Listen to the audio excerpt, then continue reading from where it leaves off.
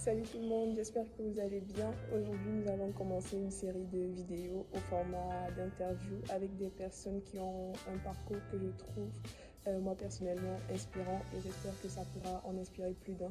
Du coup, je suis accompagnée de Dylan et je vais te laisser présenter ton parcours depuis le bac. Ok. Bonjour à tous. Et déjà, c'est un plaisir pour moi d'inaugurer la série d'interviews que tu auras à faire. J'espère que l'avenir sera prometteur. En tout cas, en ce qui concerne mon parcours, c'est un peu très long. Je vais essayer d'aller le résumer. Parce que actuellement, je suis en double diplôme, donc en troisième année à l'ENSAI. Et l'ENSAI, c'est quoi? C'est une école, c'est l'École nationale de statistique et d'analyse de l'information en France. Donc, c'est une école qui est spécialisée dans la data science. Donc, je suis en troisième année et en double diplôme avec l'IGR, qui est une école de finance, on dit ça comme ça, l'université de Rennes 1. Et avant l'INSAI, j'étais à l'ICA, qui est l'Institut sous-régional de statistique et d'économie appliquée. Donc en gros, c'est une école de statistique et d'économie de l'Afrique centrale, donc une école sous-régionale. Et j'ai fait 4 ans de statistique et d'économie et je suis sorti d'un diplôme d'ingénieur d'application de la statistique, option ingénieur économique et financier. Donc avant ces 4e année, enfin avant ces 4 ans, j'allais dire, de statistique, j'étais à l'École normale supérieure de Yaoundé au Cameroun, qui est une école d'enseignement, on va dire ça comme ça, et une école d'enseignement où j'ai fait. En fait, c'était un peu spécial parce que j'ai eu le baccalauréat d'abord, c'est mieux d'aller comme ça, un baccalauréat scientifique, donc un bac S pour ceux qui sont en France ou un bac C pour ceux qui sont en Afrique francophone, option mathématiques et physique, donc un bac 5 mention. Ensuite, j'ai fait le concours de l'école normale de Yaoundé où j'ai été admis et j'étais major au concours. Donc j'ai fait la première année, j'étais à l'école normale, j'ai fait le concours de lycée, que je disais tantôt, et j'ai pas été sélectionné, j'ai pas été pris dans L'école normale mathématique. Effectivement, l'école normale mathématique. Directement après le bac. Directement après le bac en fait. Wow. Et après cette première année, enfin ce premier échec que j'ai eu, je ne me suis pas découragé. J'ai refait dans l'état en deuxième année à l'école normale supérieure, le concours de lycée. Et j'étais deuxième à la présélection. Et ça s'est bien passé. Parce qu'il faut savoir que le concours de lycée, au niveau bac, ça se fait en 2 phases. Il y a une présélection où on prend 100 candidats. Ensuite, il y a une sélection où on prend, je pense, 35 ou 30. Mais là, c'était le cycle IAS. Mais est-ce qu'actuellement, avec le cycle ISE long ou AS, c'est pareil? Actuellement, le cycle ISE long, c'est vrai qu'en état, je ne maîtrise pas trop, mais je pense qu'il n'y a plus de présélection. Parce qu'en fait, l'idée, c'était quoi? L'idée, c'est que le CAPESA, qui est l'organisme chargé d'organiser le concours, veut 100 copies, comme ils aiment dire, veut en 3 mois 100 candidats. Et donc, pour le concours IAS, à l'époque, on était plus de 100, on était à peine 400, 300, tu vois. Des fois, il fallait présélectionner, donc il fallait faire une première sélection où on prend 100 candidats. C'est après cette sélection qu'on prend 35, le nombre qu'on veut. Par contre, le concours d'ISE en général, licence en mathématiques, licence en économie, c'est déjà assez sélection en fait. Du coup, il y a moins de 100 candidats et donc il n'y a pas de présélection, vous venez composer directement. Donc pour revenir à mon parcours, c'était un peu ça. Donc après ces 2 années, j'ai reçu le concours de lycée. Donc je suis allé en première année, filière IAS ou filière ITS, formation des écoles. Mais je me suis souvenu que il me manquait juste une année à l'école normale. Parce qu'il faut savoir que l'école normale, c'est un cycle de 3 ans ou c'est un cycle de 5 ans. Puisqu'il manquait une année, je me suis dit, je vais, une fois terminant en fait, ma dernière année de l'école normale, puisqu'en général, la dernière année, je sais que c'est 6 mois de cours et 6 mois de stage. Donc, je ne savais plus que 6 mois de cours et 6 mois de stage. Je me suis dit, vas-y. Du coup, j'ai fait les 2 écoles en même temps, en fait. Et j'ai obtenu mon diplôme et j'ai été admis en deuxième année à lycée. 2 écoles sélectives comme ça. Comment tu as fait? C'était pas. Enfin, c'était plus chargé que compliqué quand même. Parce que, en général, je trouve que dans les écoles, c'est les 2 premières années qui sont les plus difficiles en fait. Donc à l'école normale, c'était pareil. Pardon. Les 2 premières années, c'était. Bon, pas difficile. Après, le plus dur, comme on dit souvent, c'est de réussir le concours. Après, une fois que tu es à l'intérieur, tu vas te battre en fait. Et comment tu as fait pour te préparer aux différents concours? Déjà, celui de l'ENS, pour le passer étant en terminale, c'est pas du tout simple. Après le bac, j'ai pas fait ça. Après le bac. Et comment tu as fait pour te préparer? En plus, savoir être major, enfin, franchement. Ok, s'il faut commencer par le concours de l'école normale, j'avais fait les prépas parce qu'au Cameroun, en tout cas, il faut dire qu'il y a, c'est pas les prépas au sens européen du terme, au sens français du terme. Il faut dire qu'il y a des groupes, des individus qui se mettent ensemble pour dire que, enfin, pour former en fait des élèves ou des étudiants pour des concours en fait. Donc à l'époque, sans publicité, sur ta chaîne, j'avais fait les prépas Intelligence Corporation, qui était pour moi à l'époque un des meilleurs centres de préparation au concours. Donc pour l'école normale. Donc j'étais là-bas pendant peut-être 2 mois ou 3 mois, je ne me rappelle plus, je ne me souviens plus trop. Et en tout cas, en général, pour les préparations au concours, je pense que c'est souvent 2 volets qui sont importants. Le volet préparation personnelle et le volet se confronter aux autres. Parce que c'est pas un examen en fait. C'est pas du genre on dit qu'on veut 10 de moyenne. On veut les meilleurs en fait. On veut que tu sois parmi les meilleurs. Du coup, tu es obligé de te préparer d'abord toi-même, donc de travailler en utilisant tes ressources, les documents que tu as à la maison, d'autres. Et donc d'aller te confronter aux autres. Parce que c'est bien, tu peux te préparer toi-même. Je félicite ceux qui ont pu réussir en se préparant eux-mêmes au concours. Mais aussi, il faut savoir se frotter aux autres. Allez, du coup, j'avais besoin d'un groupe de préparation pour savoir un peu, en fait, c'était un estimateur un peu biaisé, comme on dit, mais pour savoir un peu le niveau, en fait, de ceux avec qui des autres, en fait. Donc, je conjuguais. Vous retrouver entre vous aussi pour travailler. Donc, en gros, c'est un peu ces deux. Et pour préparer le concours de lycée? Alors, le concours de lycée, c'était un peu spécial parce que, comme j'ai dit précédemment, la première année, j'ai échoué parce que je me dis, c'était faute de préparation. Ou alors, c'était faute de. Tu sais, chaque concours a sa logique, en fait.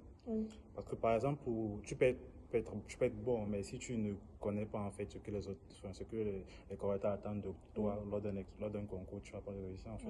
La manière de rédiger. Effectivement, j'en venais parce que c'était justement ça, la présélection pour le concours de lycée. Donc pour ceux qui nous regardent pour la présélection, l'important, enfin, ici, il y en a, je pense qu'il y en aura encore. L'important, c'est la rédaction en fait. Bon, un des plus importants, on va relativiser un peu, c'est savoir rédiger. Parce que la première année, j'étais avec un ami, je pense que tu connais David Michou. On s'était préparé, mais je me dis qu'on n'avait pas vraiment mis l'accent en fait sur la rédaction en fait, sur comment rédiger, alors que c'était ça le plus important en fait. Donc du coup la deuxième année, on a essayé de corriger les rangs en fait. On s'est dit qu'il faudrait qu'on apprenne à bien écrire les mathématiques, pas à répondre aux questions, mais tu peux même répondre et être en faux, mais ça va bien rédiger, ça va bien ça va bien présenter ta copie. En fait, c'est un peu ça. Et pour la deuxième année, est-ce que tu étais dans un groupe de préparation? Oui, comme toujours. Comme je t'ai dit, moi, je suis toujours resté dans ma logique. Et ma logique, c'est toujours qu'il faut se préparer soi-même. Mais il faut aussi aller se frotter aux autres. Donc, sans publicité, une fois de plus, j'étais au groupe Stade. C'est là-bas que j'ai fait mes prépas aussi. Ah, ok, super. Ah ouais. Et beaucoup de personnes d'entre nous aussi. Oui. C'est vrai qu'aujourd'hui, il y a d'autres groupes qui ont émergé, qui sont tout autant meilleurs. Pas des camarades de classe qui sont aussi de très bons groupes. Donc en tout cas pour moi, que ce soit pour le concours de l'école normale, que ce soit pour le concours des lycées, je pense que le plus important c'est ces deux. Sans avoir la science infuse, il faudrait savoir se préparer soi-même et en plus savoir se frotter aux autres en fait. Aller dans des groupes de préparation ou tout au moins avoir un groupe d'amis avec lequel vous pouvez travailler ensemble et je pense que ça devrait donner en fait. Et tu as oublié de mentionner un détail, tu as fait toutes tes études supérieures gratuites ou de façon remboursée. Ah oui. Ça vit comme ça. Tu peux expliquer comment se faire rembourser ces études? Pour ceux qui sont dans les universités publiques, il faut savoir que les frais de scolarité, c'est 50 000. Mais lorsque tu as une certaine moyenne, tu te fais rembourser. Moi aussi, à soi, je me suis fait rembourser mes 3 années de fac. Mais bon, c'était un peu en décalé. Genre, c'est en L3 que j'ai reçu ma bourse de L1 et tout. Ah, même je ne sais pareil. Mais c'était plutôt en L2, je pense. L2, enfin, en tout cas, c'était pas en fin d'année, en fait. Ok. Donc, c'est pareil, en fait, pour ceux qui sont dans les universités camerounaises, en tout cas, ou les écoles de formation au Cameroun. Il faut savoir qu'il y a une possibilité d'avoir une bourse de 50 000 annuellement, qui est appelée la bourse d'excellence du président, entre guillemets. Et voilà, en tout cas pour les écoles de formation, je pense qu'il faudrait juste valider toutes les UE. UV. Même avec 10 de moyenne? Après, pour l'école normale, je crois que c'était ça, hein, si je ne m'abuse en fait. Après, ça dépend peut-être des écoles de formation, mais en tout cas, je pense que s'il y a bonne mémoire pour le cas de l'école normale supérieure de Yaoundé, tous les élèves qui avaient validé toutes les UE, on dit tous les UE. tous les UE, ouais. Toutes les UE, je pense qu'ils ont été remboursés de 50 000 chaque année. Après, c'est du genre, en deuxième année, tu reçois, si tu as validé toute ta première année, ça alors à sa page, tu reçois ta bourse de 50 000. En troisième année, tu reçois celle de deuxième année, ainsi de suite. Donc, c'est un peu ça pour le cas de l'école normale supérieure de Yaoundé. Donc, c'est une très belle initiative. Et pour le cas de l'ICIA, c'est un concours de bourse en fait. Je pense certainement Laurine fera des vidéos pour mieux expliquer. Ce qui fait que chaque année. Il y a eu une période où il y avait des personnes qui n'étaient pas boursiées. Ah oui, c'est vrai. Ils ne payaient pas de frais de scolarité, mais ils n'étaient pas boursiers. Pas boursiers, c'est vrai. Mais en tout cas, à notre époque, c'est pas aussi longtemps, c'est 2018, 2018-2020. quand tu fais le concours de l'ICA, parce qu'en fait, quand tu fais le concours de statistique en général, chaque année, tu es censé, ou tu devrais en tout cas recevoir un montant de bourse annuel. Oui. Ou, enfin, qui est, ça dépend, c'est relatif, ça varie en fonction des années. Ça varie en Mieux vaut- fonction des écoles des aussi. écoles même. Ceux Mieux vaut qui ne sont pas en donner un chiffre, je pense. expérience, ouais. Donc c'est un peu ça. Est-ce que tu as vécu ton expérience à l'ENS et à l'ICA? Qu'est-ce que ça t'a apporté sur le plan personnel et professionnel et académique? Professionnel, ouais, c'est vrai qu'on n'a pas commencé à parler. Académique. C'est une très bonne question parce que je pense que euh, pour moi, je pense que mon parcours à l'école normale, puisque j'ai fait l'école normale supérieure et un défi des mathématiques, c'était plus pour avoir les bases en mathématiques. Parce que déjà en terminale, je savais que j'avais une idée du concours de lycée, je savais que je voulais faire le concours de lycée. Et à l'époque, je pense que c'était pas possible de faire sous réserve. Ou en tout cas, je n'avais pas été, enfin, j'avais été conseillé de ne pas faire sous réserve en fait. Mais c'était pas De faire, possible, je pense, le concours de lycée. ouais, c'est Fallait ça. attendre Il fallait un attendre an. effectivement. Donc, du coup, il fallait que je fasse absolument une année dans une école où on fait des mathématiques. J'avais deux possibilités, enfin plusieurs possibilités en tout cas. Après, j'avais choisi l'école normale supérieure sous le conseil des aînés, de mon grand frère et tout ça, parce que il avait des gens qui sont passés là-bas et qui m'avaient assuré que la qualité de la formation en termes de mathématiques, c'était ça. Donc, c'est vrai que je n'ai pas poussé à l'école normale, ce que j'aurais aimé faire, mais je pense que les 2 années que j'ai faites à l'école normale, ça m'a donné beaucoup plus des bases en fait en mathématiques. Parce que même jusqu'à aujourd'hui, que ce soit à l'INSEE, que ce soit un peu partout ou à l'IGE, où on fait toujours beaucoup de matières qui ont une forte base, une forte appétence, une forte base en tout cas pour les mathématiques. C'est ce que je dirais pour le cadre normal supérieur. En dehors du point de vue social, rencontrer des amis, tout ce qui va avec. Maintenant, à l'ICA, c'était beaucoup plus pour apprendre le métier, pour apprendre les statistiques en fait.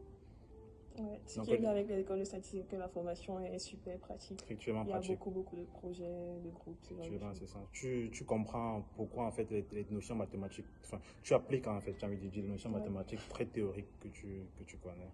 Donc c'est un peu ça, c'est un peu ça, c'est ça. Donc on va aller sur l'avant-dernière question.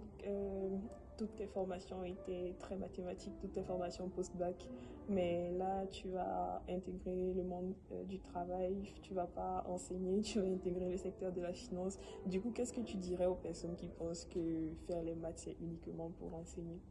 Parce que c'est un préjugé généralement pour ceux qui font les études super maths, on dit non, c'est pour devenir prof de maths après, ce genre de choses. Qu'est-ce que tu diras à ces personnes? Ok, comme tu l'as dit, c'est un préjugé. Les préjugés, c'est péjoratif. Donc, après, l'enseignement, c'est le plus beau métier du monde. Pour moi, après, ça reste mon avis. L'enseignement, et même jusqu'aujourd'hui, je continue à donner des cours de mathématiques, complétude, tout ça, qui sont des groupes aussi de préparation, entre guillemets, ici. Donc, pour moi, déjà, enseigner, ça ne doit pas être vu comme quelque chose de négatif. Après, c'est peut-être parce que, dans le cas du Cameroun, le salaire d'un enseignant n'est pas si élevé que ça. Mais c'est un métier qui demande beaucoup de passion, qui demande beaucoup de dévotion. Donc, pour moi, je dirais que si tu penses que si tu as vraiment la vocation, en fait, si tu aimes vraiment enseigner, pas que je n'aime pas enseigner, je le fais toujours. Si tu aimes vraiment enseigner, je pense que tu peux pousser dans l'enseignement. J'encourage en tout cas ceux qui font l'école de mathématiques ou bien toute autre, je sais pas, tout en sachant qu'il y a d'autres débouchés. Oui, justement, j'en venais, mais il faudrait d'abord commencer par aimer d'abord ce que tu fais en fait. Si c'est que tu aimes l'enseignement, je ne peux pas te conseiller quand même de laisser en fait. Mais là, il faut savoir qu'en plus de ça, tu peux faire beaucoup d'autres métiers connexes, en tout cas, on va dire ça tout autour. Donc, comme par exemple le métier de statisticien, et j'en connais beaucoup de ma promotion, beaucoup de la promotion d'avant ou devant moi qui, en plus de l'école normale supérieure, on fait beaucoup d'autres concours, enfin beaucoup d'autres métiers en tout cas. L'IFOD, démographie, lycéa, même polytechnique en fait, pour des filières d'informatique, génie informatique à polytechnique. Donc c'est bien d'enseigner, mais si tu penses que tu as les compétences pour faire autre chose ou autre concours, j'encourage vraiment de le faire. Et pour toi, c'est quoi l'importance de la participation de la vie associative? C'est important. Étudier, c'est bien, mais il faut aussi savoir, je ne vais pas dire étudier, mais il faut aussi savoir s'impliquer dans les activités de l'école. Comme par exemple, ici à l'INSEE, je suis dans la jeune entreprise, dans Welcome Team. Donc pour moi, c'est primordial, c'est vital. Même à l'ICI, j'étais dans l'English, ici à English Club. Donc c'est toujours important de savoir concilier la vie académique, on va dire ça comme ça, et la vie associative en fait. Parce que ça trouve des postes, ça trouve des débouchés. Par exemple ici, même ça donne de l'argent, parce que même ici, par exemple à l'INSEE, à la jeune entreprise, tu peux faire des travaux, on va dire des études en tout cas. C'est-à-dire que des professionnels contactent la jeune entreprise et on contacte les intervenants, en tout cas la jeune entreprise peut effectuer certains travaux et après c'est rémunéré. Donc s'il faut voir le volet pécunier, c'est déjà rémunéré. Et aussi tu rencontres d'autres camarades de classe avec qui vous discutez. Donc pour moi, la vie associative, c'est même pas à ne pas négliger dans le cadre de sa vie académique. Ok. Bah, on arrive au terme de cette interview. Je vais te remercier de t'être prêté au jeu. Ah, c'est moi qui te remercie. J'espère que tu recevras beaucoup d'autres personnes avec un parcours aussi beaucoup plus inspirant que le mien, parce qu'il y en a. Ouais. Bah, merci et à la semaine prochaine pour une nouvelle vidéo. Bye. Salut.